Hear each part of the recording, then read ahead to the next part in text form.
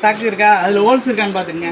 ஹோட்டலில் மக்களே, இப்போ ஏன் தெரியுமா அதை தண்ணிக்குள்ளே போடுறோம்? இந்த வீட்டில் தெரிஞ்ச தெரியாமலோ மண்ணெண்ணெயை ஊற்றிட்டாங்க. அந்த பாம்பில் ஊற்றலை, அந்த இடத்துல ஊற்றிட்டாங்க, கீழே ஊற்றி விட்டாங்க. அது இந்த பாம்பு மேலே கண்டிப்பாக அதில் அங்கிட்டு ஓடிக்கிட்டு தெரிஞ்சதுனால, அந்த வீட்டுக்குள்ளே ஓடிக்கிட்டு தெரிஞ்சதுனால கன்ஃபார்மாக அதுக்கு எரியும் பயங்கரமாக.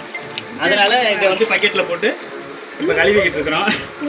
மற்றபடி பாம்பை குளியாட்டுறது காரணம் இதுதான்.